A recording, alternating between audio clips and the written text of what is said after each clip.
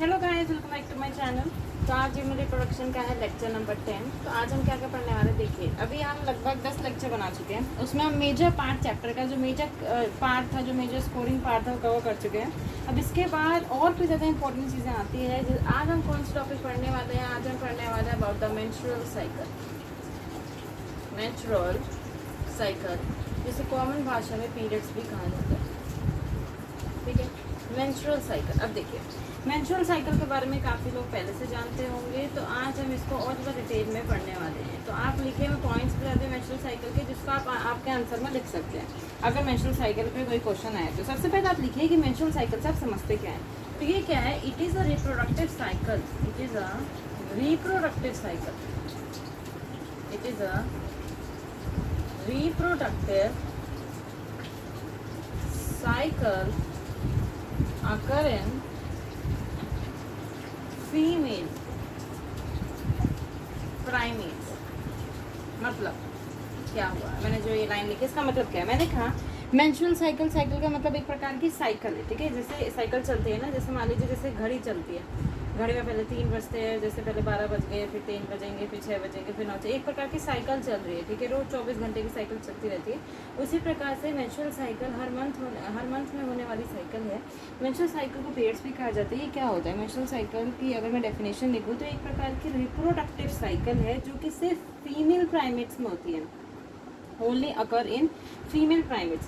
Female, देखो primates का मतलब क्या होता है? प्राइमेट्स में कौन कौन आते हैं? प्राइमेट्स में आपके आते हैं मंकी, एप्स और ह्यूमंस।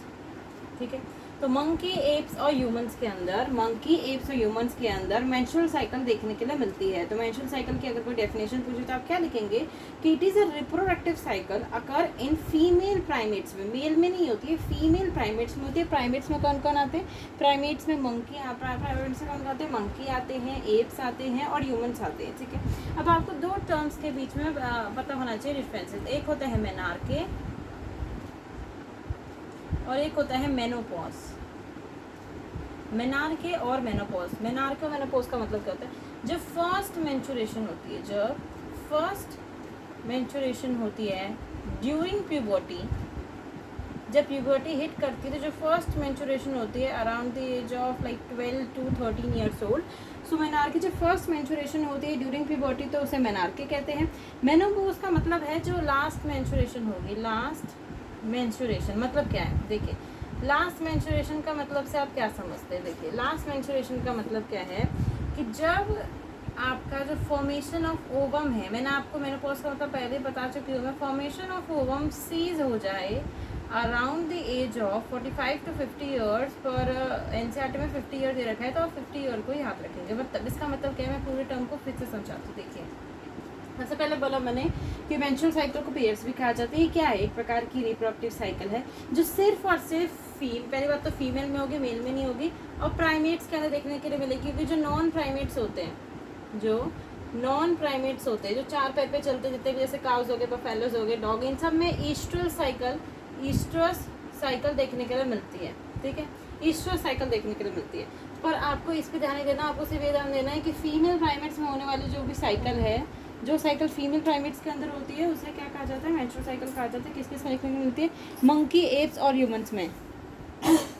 मंकी, एप्स और ह्यूमंस में देखने के लिए मिलती है। ठीक है, इसके बाद देखिए कि it is a reproductive cycle अगर इन मंकी, एप्स एंड ह्यूमंस। उसके बाद मेनार्के क्या होता है? मेनोपॉज कहते हैं। मेनार्के होता है जब फर्स्ट मेंस्ट्रुएशन हो, तो उसे मेनार्के कहते हैं। During puberty around the age of 12 to 14 years तक फर्स्ट मेंस्ट्रुएशन आती है। Menopause is the last menstruation.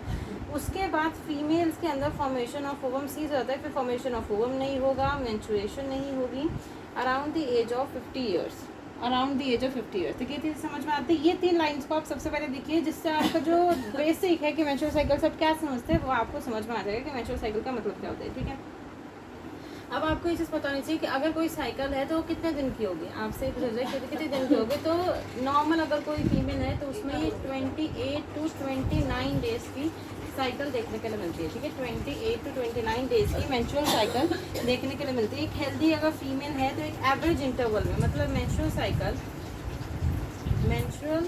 Cycle repeat होती है every month, is repeated at an average, like average ज़रूरी नहीं है किसी में 30 डेज़ की होती है, किसी में 30 की होती है, 35 की होती है, 28 की होती है। At an average of 28 to 29 days, मतलब पहले मैंने बोला हर मंथ होगी, जैसे जैन, फेब, मार्च, इस तरीके से हर मंथ में साइकिल होगी। लगभग 28, जैसे क्या होगा, जैसे 28 डेज बीते फिर से साइकिल शुरू होगी, फिर से 28 डेज बीते फिर से साइकिल शुरू होगी, इस प्रकार से देखने को मिलता है। तो मेंस्ट्रुअल साइकिल रिपीटेड मैनर में चलती है। मेंस्ट्रुअल साइकिल रिपीटेड मैनर में चलती है। मेंस्ट्रुअल साइकिल में क्या होता है कि आपको मेंस्ट्रुअल साइकिल में बहुत सारे इवेंट्स देखने के लिए मिलेंगे, जिसमें आपके एनसीईआरटी में डायग्राम्स भी दे रखे हैं। लगभग 4 इवेंट्स देखने के लिए मिलेंगे। उस 4 इवेंट्स को भी हम डिटेल में कवर करेंगे। सबसे पहले आपको बताना चाहिए कि मेंस्ट्रुअल साइकिल रिपीट होती है, ऐसी नहीं कि एक बार होती है menstrual cycle. Menstrual cycle repeat होती जाती है after 28 to 29 days menstrual cycle repeat होती है। अब देखिए, मैंने बोला मेंस्ट्रुअल साइकिल, मैंने बोला 28 से 29 दिन की है। तो मान लीजिए ये मैंने यहाँ से लेके यहाँ तक 28 डेज बना दिए, ठीक है। 28 डेज मान लीजिए मैंने बना दिए, 1 2 जैसे 1 2 3 4 एंड सो ऑन मैंने बना दिया। अब देखिए, इन 28 दिन के साइकिल में 14th डे पे, लगभग 14th डे पे, ज़रूरी नहीं है 14th डे पे हो, आपको क्या करना है देखिए, मैं इसका फॉर्मूला बताऊँगी कि how can you calculate this. पर अगर 14 डेज़ की साइकिल है, ठीक है, मैंने बोला 14 डेज़ की साइकिल है, 28 डेज़ की साइकिल है, तो उसके 14th डे पे ओव्यूलेशन होगा। और मैं ओव्यूलेशन के बारे में बता चुकी हूँ कि ओव्यूलेशन का मतलब होता है एग या ओवम का निकलना, ठीक है, एग या ओवम का रिलीज होना। अब देखिए क्या होता है, मैंने आपको बोला था कि 2 ओवरीज पाई जाती है, एक ये ओवरी हो गई, एक दूसरी ये ओवरी हो गई, ठीक है। हर मंथ, एवरी मंथ, जैसे मान लीजिए जैन वाले मंथ में यहाँ से ओवम रिलीज हुआ, फेब वाले मंथ में यहाँ से ओवम रिलीज होगा, फिर मार्च वाले मंथ में यहाँ से ओवम रिलीज होगा। इस तरीके से पहले एक ओवरी से ओवम रिलीज होता है, फिर दूसरी ओवरी से, फिर से एक ओवरी से, फिर दूसरी ओवरी से। ऐसा नहीं है कि दोनों ओवरी से एक साथ रिलीज होता है। जैसे ये 2 ओवरीज है, पहले एक से रिलीज हो जाएगा, फिर अगले मंथ दूसरे से रिलीज होगा, फिर पहले से फिर दूसरे से, इस तरीके से होता है। तो मैंने आपको बोला कि अगर 28 डेज़ की साइकिल है किसी फीमेल में, तो उस 28 डेज़ की साइकिल में जो 14th डे होगा, ठीक है, जो 14th डे होगा उसमें क्या होगा, ओव्यूलेशन होगा। जिस ओव्यूलेशन का मतलब होता है एग और ओवम का रिलीज होना।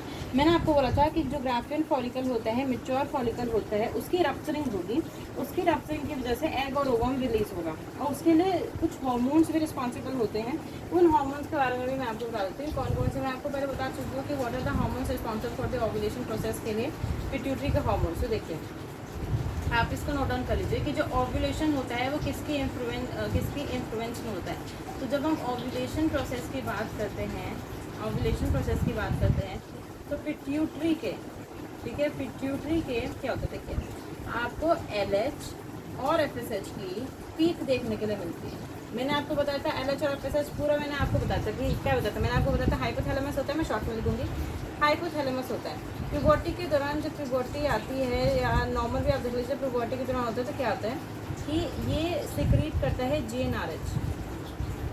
GnRH जाके वर्क करता है एंटीरियर पिट्यूटरी पे, और एंटीरियर पिट्यूटरी से रिलीज करवाता है LH और FSH। मैंने आपको बताया ना, LH और FSH रिलीज करवाते हैं, और ये आगे जाके सारी की सारी प्रोसेसेस करने वाले हैं। तो LH और FSH की पीक आती है। जैसे पीक का मतलब है कि जैसे अभी नॉर्मल चल रहा है, जैसे ये अभी नॉर्मल चल रहा है, फिर क्या होगा, एकदम से पीक आ गई, ठीक है, एकदम से पीक आ गई, इसका मतलब यही हुआ।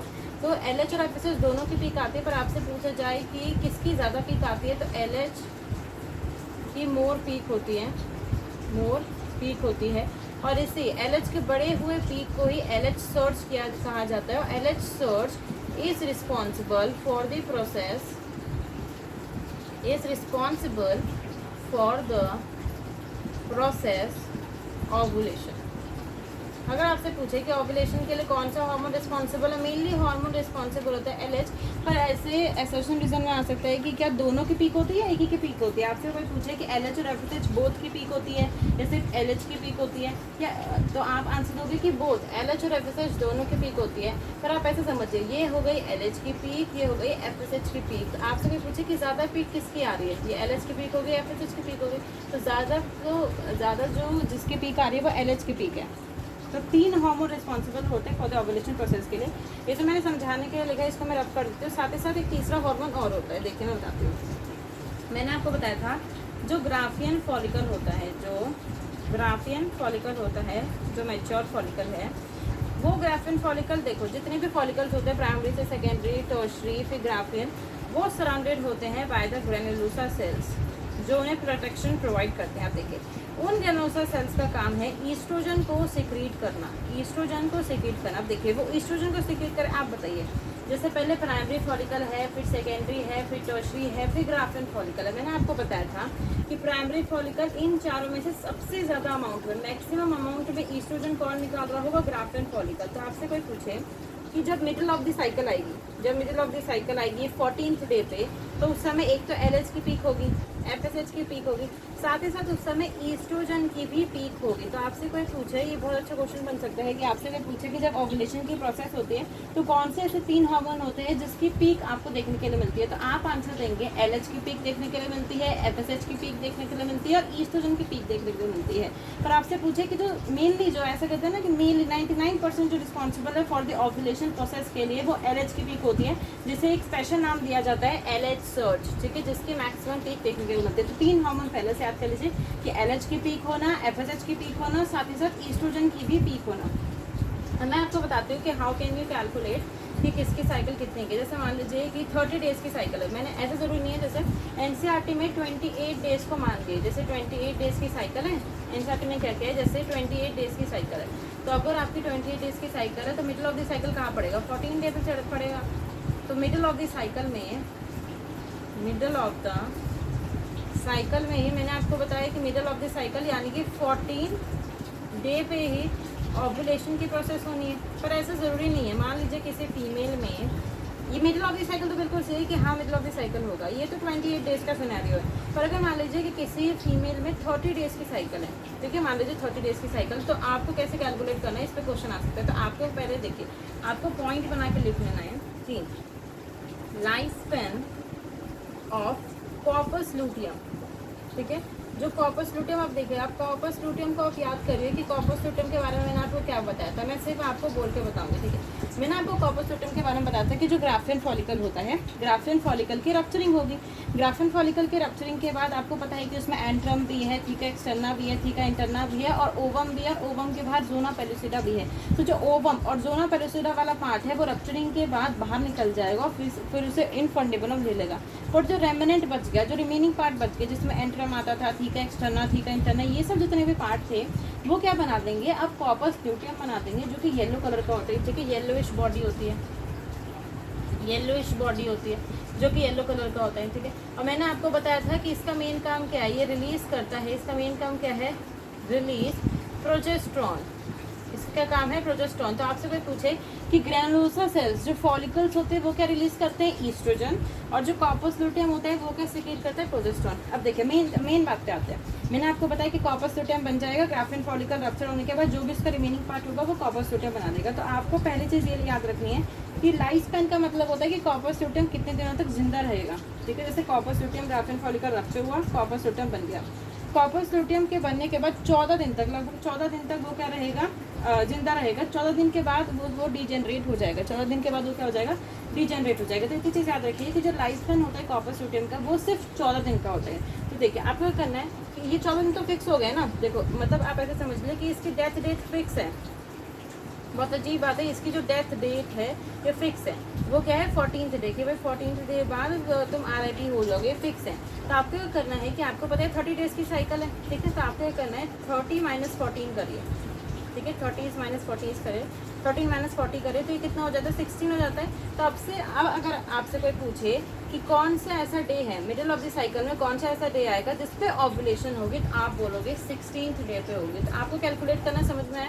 जैसे मैंने बोला 31 डे या मान लीजिए 35 डेज़ की किसी फीमेल के अंदर जैसे आपसे क्वेश्चन पूछा कि जिस कोई फीमेल है जिसके अंदर 35 डेज़ की साइकिल है, आप बताइए कि मिडिल ऑफ द साइकिल में कौन सा ऐसे डे होगा जिसमें ओव्यूलेशन होगा, ठीक है, जिसमें ओव्यूलेशन होगा। तो आप कैसे कैलकुलेट करेंगे? आप क्या करना है, इस 35 में से जो भी नंबर आपको दे रखा है उसमें से 14 को माइनस कर दो, ठीक है, कितने को माइनस कर दो? 14 को माइनस कर दो। आपको क्या करना है? 14 को माइनस करना है, तो ये कितना आता है? आप बोल दोगे कि 21, ठीक है। 21 डे पे इसका ओव्यूलेशन वाला फेज आएगा, जिस समय क्या होगा, LH की पीक होगी, FSH की पीक होगी, ईस्ट्रोजन की पीक होगी, ठीक है। पर ज़्यादा पीक किसकी होगी, LH सर्च किसमें देखने के लिए मिलेगा, LH की पीक की वजह से ही मेनली ओव्यूलेशन का प्रोसेस देखने के लिए मिलता है, ठीक है। पूरी समझ में आते हैं। ये मैंने आपको थोड़ा बेसिक चीज़ें बता दी। फिर उसके बाद एक NCERT का बहुत भयंकर से डायग्राम दे रखा है, इसको मैं बताती हूँ इसका मतलब क्या है। देखिए, सबसे पहले आपको लिखना है कि जो मेंस्ट्रुएशन होता है, मेंस्ट्रुएशन होता है, इसे ब्लीडिंग भी आप कह सकते हैं, is last for around 3 to 5 days, ठीक है। 3 to 5 डेज। किसी फीमेल्स में 3 डेज़ की होती है, किसी फीमेल्स में 4 डेज़ की और किसी फीमेल्स में 5 डेज़ की भी होती है। अब देखिए, मैं आपको डायग्राम दिखाती हूँ जो कि NCERT में दे रखा है, ओल्ड NCERT में 3.9, ठीक है। आई थिंक आप लोगों को दिख रहा होगा, ये 3.9 वाला जो पेज है उसमें ये डायग्राम दे रखा है। इस डायग्राम को अच्छे से समझते हैं। पहले मैंने आपको बताया कि जो मेंस्ट्रुएशन होगा वो लास्ट रहता है 3 to 5 डेज़ के लिए। अब देखिए, मेंस्ट्रुएशन क्या होती है, मेंस्ट्रुएशन आखिर में होती क्यों है, ये चीज़ आपको पता होना चाहिए। देखिए, मेंस्ट्रुएशन में क्या होता है, ब्लीडिंग होती है, ब्लीडिंग। अब देखिए, इसकी वजह से क्या होता है, आपको मैंने बताया था कि एंडोमेट्रियम होता है। एंडोमेट्रियम यूट्रस की सबसे अंदर वाली लाइनिंग होती है। अब देखिए, एंडोमेट्रियम में ये अल्टीमेटली मैंने आपको बताया था कि इम्प्लांटेशन होना है, ठीक है। इम्प्लांटेशन होना है, वहीं पर अल्टीमेटली एम्ब्रियो का फॉर्मेशन होगा, ठीक है। इम्प्लांट हो जाएगा, अल्टीमेटली वहीं पर एम्ब्रियो का फॉर्मेशन होगा। तो आपको पूरा प्रोसेस समझना है। मैं एक सिंपल सा आपको समझा देती हूँ। देखिए क्या होता है ड्यूरिंग प्रेगनेंसी, जो आपको पता है एंडोमेट्रियम में ही आगे जाके एंडोमेट्रियम में ही इम्प्लांट हो। देखिए, आप ऐसे समझिए कि एंडोमेट्रियम की ये लेयर है, ठीक है। ये क्या हो गया, एंडोमेट्रियम की लेयर है। अब क्या होता है कि मैं पूरी जो साइकिल चलती है उसमें 4 इवेंट्स आपको देखने के लिए मिलते हैं। पहले मैं वो 4 इवेंट्स ही समझाती हूँ। तो मैं आपको पॉइंट वाइज लिखूंगी रेदर देन दिस, ठीक है। पहले मैं आपको पॉइंट वाइज लिखूंगी। तो सबसे पहला जो फेज देखने के लिए मिलता है वो होता है मेंस्ट्रुअल फेज। कौन सा फेज होता है, मेंस्ट्रुअल फेज। अब देखिए, मेंस्ट्रुअल फेज में क्या होता है, लगभग 3 to 5 डेज तक ब्लीडिंग हो रही होती है, ठीक है। अब इसके कारण क्या होता है, देखिए, एंडोमेट्रियम में काट छाट चल रही होती है, एंडोमेट्रियम की ब्रेकिंग हो रही होती है। आपको लिखना है ये सब चीज़ें, एंडोमेट्रियम की ब्रेकिंग हो रही होती है, ठीक है। एंडोमेट्रियम टूटती है। एंडोमेट्रियम के साथ साथ आपका सेकेंडरी oocyte भी बाहर आ जाता है, अगर फर्टिलाइजेशन नहीं हुआ तो, ठीक है। सेकेंडरी oocyte वेट करता है। देखिए, सेकेंडरी oocyte क्या करता है, कुछ दिनों के लिए वेट करता है, कुछ दिनों के लिए, जितनी उसकी लाइफ साइकिल होती है लगभग 3 दिन की, और स्पर्म्स की होती है लाइफ 1 दिन की, तो उतनी देर तक वेट करता है। अगर फर्टिलाइजेशन प्रोसेस नहीं हुआ तो एंडोमेट्रियल की लाइनिंग टूट। देखो, एंडोमेट्रियल क्या है, जैसे एंडोमेट्रियल की ऐसी लाइनिंग समझो। एंडोमेट्रियल क्या करता है, इंतजार में बैठा रहता है कि अगर फर्टिलाइजेशन हो गई, वो इंतज़ार में बैठे रहते हैं, ठीक है। आप क्या करते हो, हमारी जो बॉडी होती है वो एवरी मंथ वो एंडोमेट्रियम को प्रिपेयर करती है, ठीक है। एंडोमेट्रियम को प्रिपेयर करती है, एकदम एंडोमेट्रियम को क्या बनाती है, एकदम ऐसे ग्लैंडुला बना देती है, सख्त बना देती है। इसमें क्या होती है, ब्लड वेसल्स होती है। तो मैं आपको सिंपल भाषा में समझा दूँगी। देखिए, एवरी मंथ, ठीक है, बॉडी क्या करती है, आप अच्छे से सुन लीजिए, फिर आप इसको अपने आप से बना के लिख सकते हैं। एवरी मंथ जो बॉडी होती है वो एंडोमेट्रियल लाइनिंग को प्रिपेयर कर रही होती है, इसको बहुत ज़्यादा सख्त बना देगी, ठीक है, एकदम सख्त बना देगी। क्यों सख्त बना रही, देखिए, ये सख्त इसलिए बना रही है कि अल्टीमेटली आपको बताइए कि यहाँ कहीं आपका इनफंडेबुलम, यहाँ से आपका स्पर्म वगैरह एंटर करेंगे, पर यहाँ पर जाके मैंने आपको बताया था कि यहाँ पर जाके इम्प्लांटेशन हो जाएगी एंडोमेट्रियम की लाइनिंग में, और यही आगे जाके बेबी, यहाँ पर मान लीजिए यहाँ पर आपका बेबी बन जाएगा, ठीक है।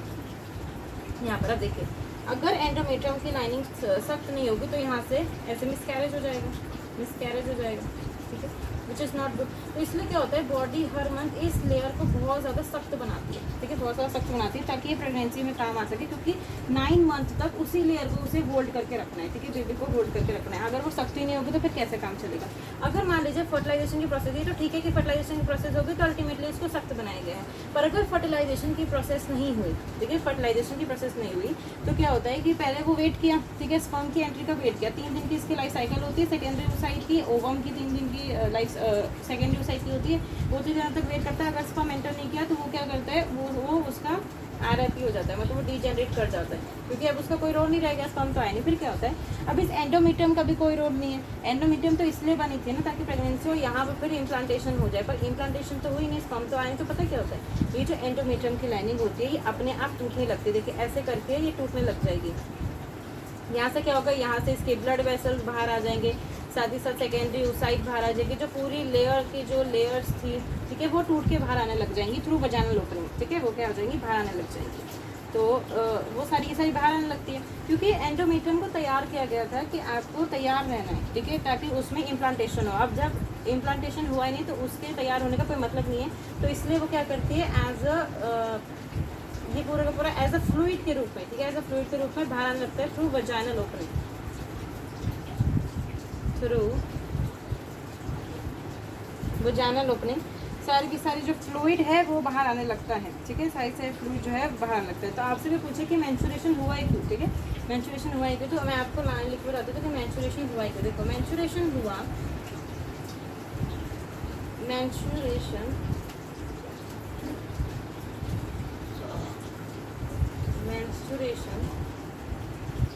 अगर if the ovum is not fertilized, ठीक है, इज नॉट फर्टिलाइज। अगर फर्टिलाइज हो गया होता तब तो कोई बात ही नहीं होती।